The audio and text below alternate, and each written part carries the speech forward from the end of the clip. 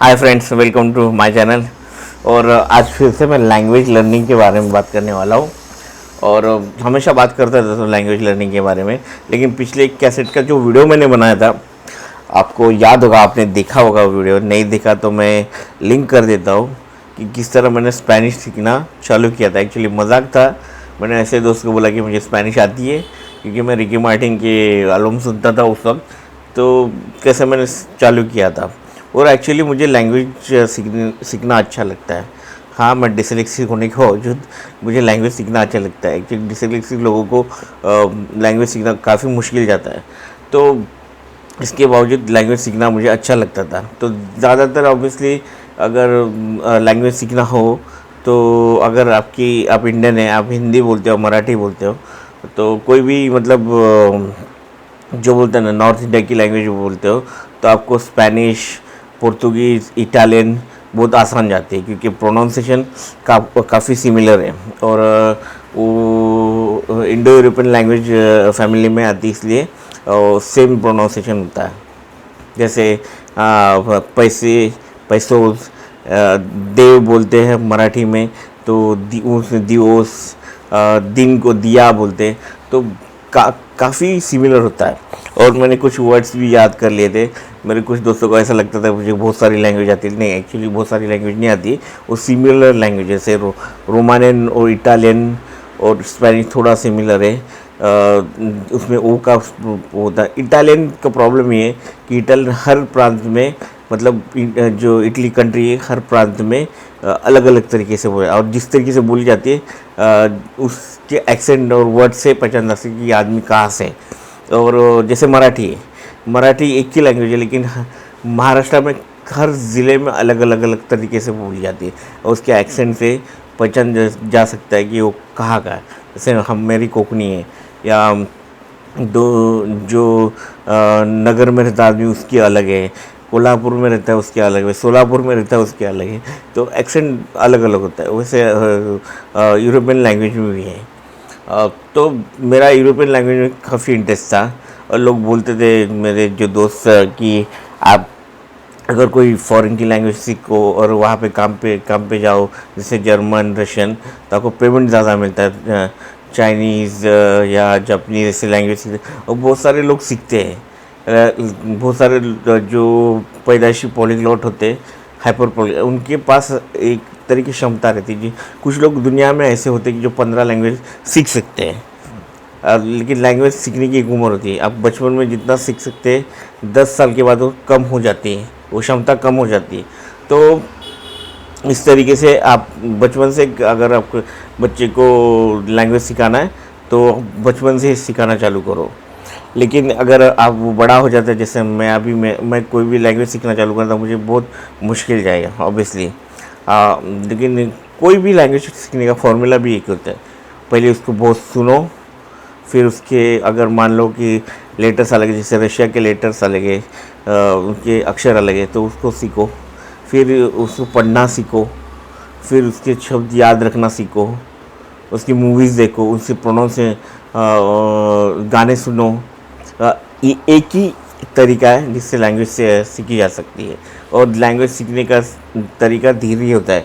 आपको एक दिन में कोई लैंग्वेज नहीं आएगी, या आप जाएंगे कि मुझे 2 या 3 महीने में लैंग्वेज है। कोई भी लैंग्वेज, अगर अंग्रेज़ी भी होगी तो अभी मैं मराठी मीडियम से पढ़ा था। मैंने जब चालू की थी, शायद मेरे ख्याल से जब मैं 8-9 स्टैंडर्ड में सीरियसली लिया था कि अंग्रेज़ी सीखना है, तब से आज तक आप बोलेंगे कि आज भी मैं अंग्रेज़ी सीख रहा हूँ।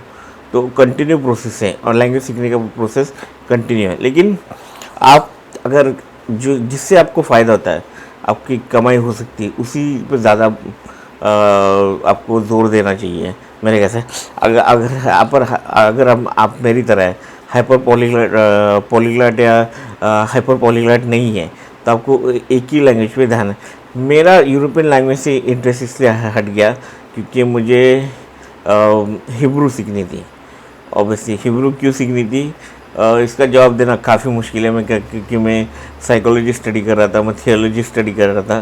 तो अचानक मुझे middle eastern culture, ancient culture और लैंग्वेजेस में इंटरेस्ट आ गया। लेकिन अभी मैं हिब्रू सीखता हूँ, मेरे पास सर्टिफिकेट भी हिब्रू के। तो लेकिन हिब्रू सीखने के बाद मैं 98 से हिब्रू सीख रहा हूँ और आज मैं काफ़ी डिसअपॉइंट हो गया, क्योंकि जो हिब्रू लैंग्वेज है और हिब्रू, अरबी और अरामिक लैंग्वेज है, वो उसको सेमेटिक लैंग्वेज बोलते हैं। वो एक ही लैंग्वेज फैमिली में आते हैं। और तो हिब्रू आज की बिल्कुल वैसे साउंड नहीं करती। मतलब अगर पुराने ज़माने में जैसे मतलब यीशु मसीह थे, उस ज़माने में जो वो लैंग्वेज बोलते थे, तो वो लैंग्वेज जो थी वो अरामिक बोलते थे और हिब्रू बोलते थे। लेकिन एक अरेबिक बोलने वाला आदमी उनकी बात समझ सकता था। लेकिन आज जो है हिब्रू बोलने वाला आदमी और अरबी बोलने वाला आदमी एक दूसरे की लैंग्वेज नहीं समझ सकता, इतनी वो बदल चुकी है। क्योंकि एंशियंट टाइम में वो काफ़ी अलग साउंड करती थी और अब आज काफ़ी अलग साउंड करती हैं। और जो मेरे टीचर हैं जो मुझे हिब्रू सिखाते हैं अभी, वैसे मैंने 98 से खुद चालू किया था अकेले, लेकिन मुझे आज भी टीचर मिल गए। तो टीचर मैं उनसे ऐसे मत हूँ, वो मेरा वीडियो देखेंगे तो वो ज़रूर बात करेंगे। उनसे मैं ऐसे मत हूँ क्योंकि हिब्रू बदल चुकी है।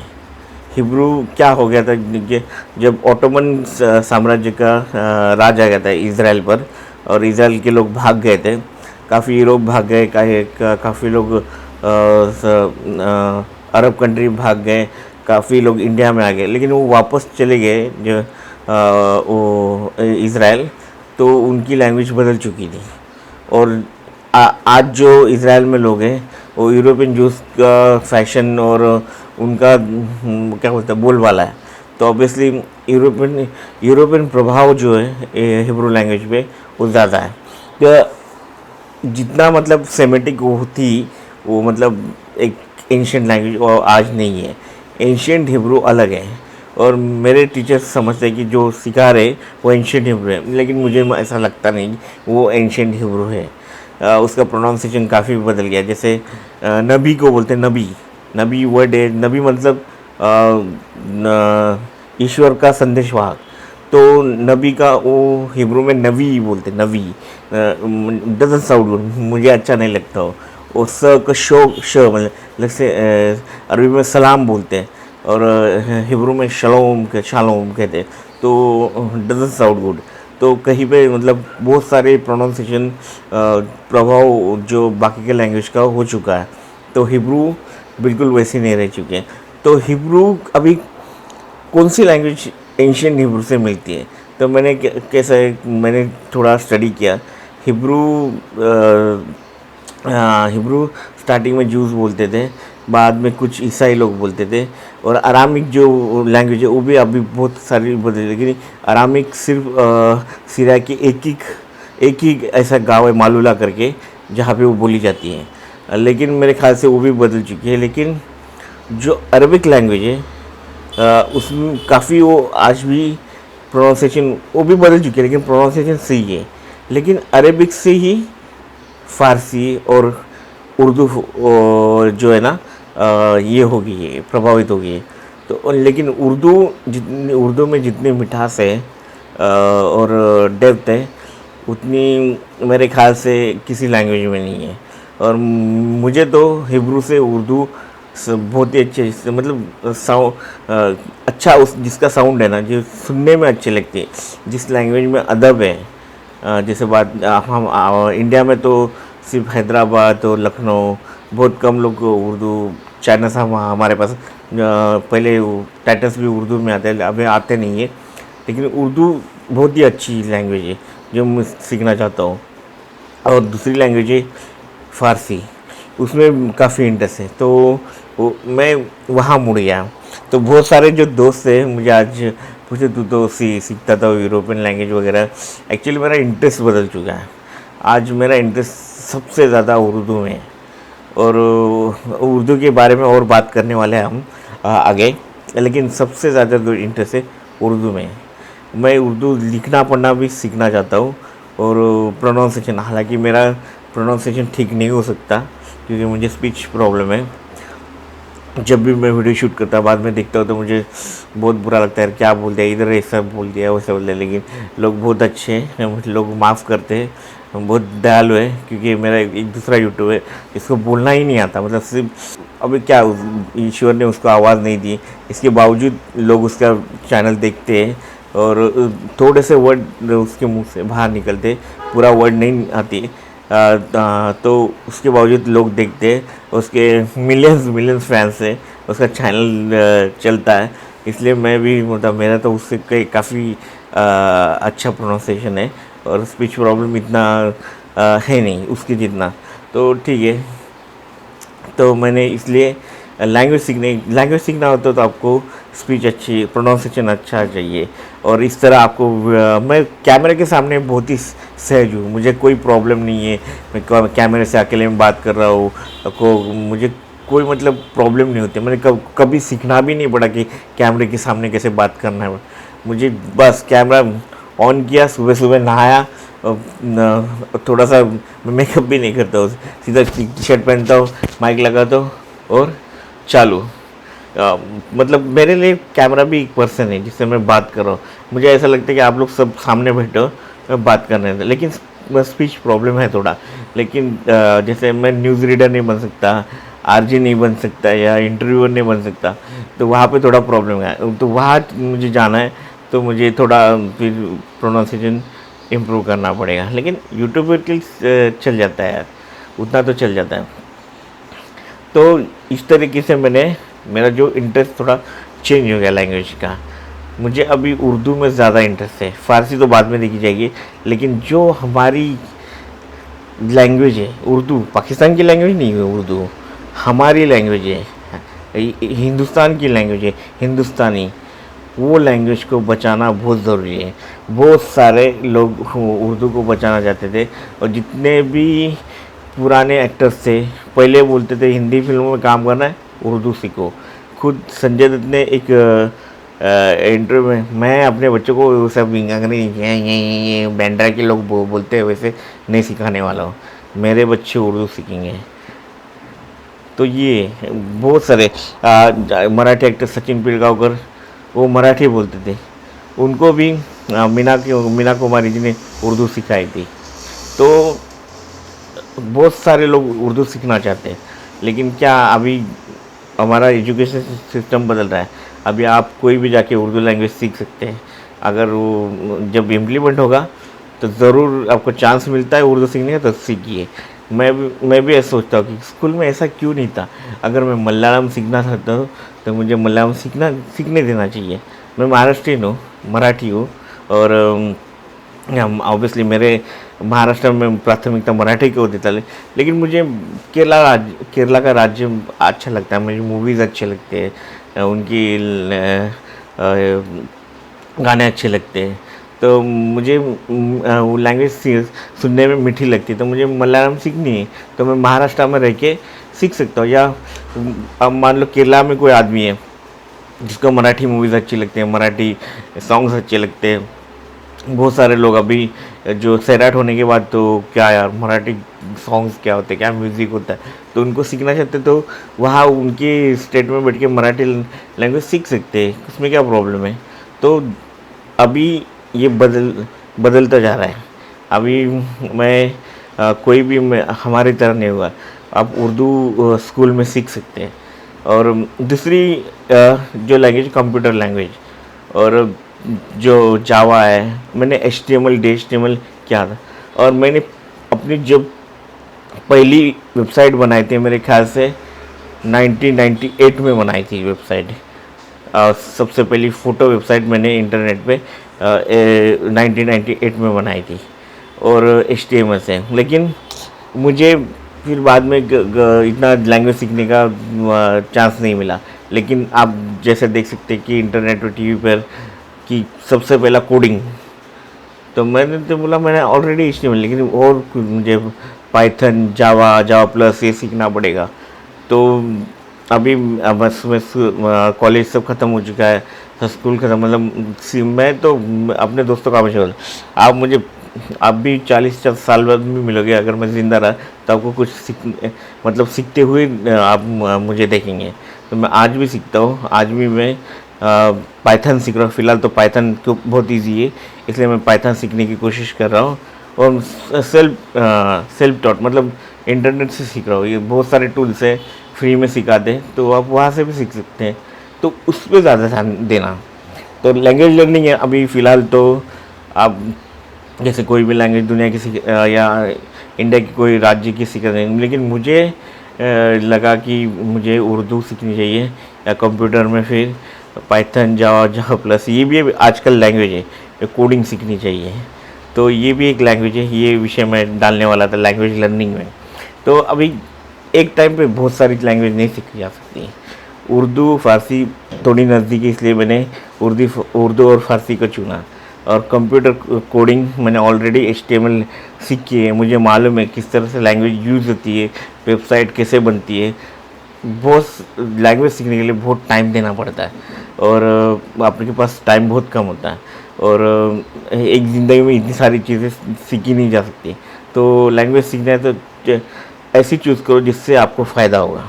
अगर आप कहीं पे काम पे जाने चाहते हो यूरोप में, जैसे जर्मनी, फ्रांस, रशिया, तो आपको वो लैंग्वेज सीखनी चाहिए। और जैसे फिर चाइना या जापान, ये आपको वो लैंग्वेज सीखनी चाहिए। तो आपको फ़ायदा हो तो वो लैंग्वेज सीखनी चाहिए। या सिर्फ आप सिर्फ शौक के लिए सीखना है तो आप कोई भी लैंग्वेज सीख सकते हो, दुनिया की कोई भी लैंग्वेज जो आपको पसंद हो। सिर्फ इंडियन हो तो आपको फिर स्पेनिश, इटालियन, रोमानियन, यहाँ तक रशियन भी बहुत ही अच्छी चलती है। सिर्फ चाइनीज़ और बाकी की एशियन लैंग्वेज, जापानीज़ थोड़ी आसान है चाइनीज़ से, लेकिन जापानीज़ के वर्ड्स बहुत हैं उसमें। कितने वर्ड्स है खुद जापानीज़, जापान के आदमी आप जाओगे कि जापान में कितने वर्ड्स है तो खुद नहीं बता सकता। जापानीज़ बहुत सारी पद्धति से हिराकाना, कताकाना जो इसकी इजी लिपि है उसमें है। जो कंजी है वो बहुत ही मुश्किल है, वो जो लिखने की राइटिंग स्क्रिप्ट है बहुत ही मुश्किल है। वो चाइनीज़ और उससे में कंजी, और हिराकाना, कताकाना बहुत आसान है। तो इस तरह का पहले लैंग्वेज के बारे में इसकी हिस्ट्री पढ़ लो, कौन सी सीखनी चाहिए जिससे आपको फ़ायदा होता है वही सीखो। इंग्लिश तो मालूम है आपको, इंडिया में इंग्लिश सीखनी होगी। अब किस तरह प्रैक्टिस करें, मैंने इसके आप चाहते हो वीडियो बनाना तो मैं ज़रूर बनाऊंगा। मैं भी खुद सीखता हूँ इंग्लिश, उर्दू और कंप्यूटर लैंग्वेजेस, तो इतनी सीखी जा सकती क्योंकि मेरे पास उतना ही टाइम है। बाकी बहुत सारे फ़ोटोग्राफ़ी, वीडियोग्राफ़ी, आपको तो मालूम है कि अभी ठीक है व्लॉग बनाता हूँ, एक व्लॉग बनाता हूँ, फिर भी उसको एक दो दिन चले जाते हैं व्लॉग बनाने में, उसको एडिट करने में, फिर इंटरनेट में अपलोड करने में टाइम पे। नहीं तो आप मेरा चैनल नहीं देखोगे। लेकिन आप जब आउटडोर जाएंगे, जब प्रॉपर तरीके से हम शूट करेंगे व्लॉग को, तो बहुत ही मतलब वो भारी पड़ेगा, उसको बहुत मेहनत करना पड़ता है, और बहुत एडिटिंग वगैरह करना पड़ता है। और एक जितने भी मेरे पसंदीदा व्लॉगर्स है या यूट्यूबर्स है, वो बोलते हैं एक व्लॉग कब से एडिट करने में 48 आवर्स लगते हैं। तो सोच सकते हो कितनी मेहनत लगती है। यूट्यूबर ऐसे नहीं बना सकते, तो बहुत मेहनत करनी पड़ती है। तो मैं वो कर रहा हूँ, और आउटडोर व्लॉग्स बनेंगे, बहुत बनेंगे। सिर्फ मैं मुंबई में रहता हूँ, मुंबई के करीब ठाणे में रहता हूँ, तो फ़िलहाल ठाणे में हूँ। तो वहाँ पे लोकल बंद है, इसलिए मैं ट्रैवल नहीं कर पा रहा। और मेरे दूसरा कार और मोटरसाइकिल यूज़ नहीं कर सकता क्योंकि मुझे स्लीप एपनिया है। तो इसलिए मैं अभी फ़िलहाल तो व्लॉग ही बना रहा हूँ।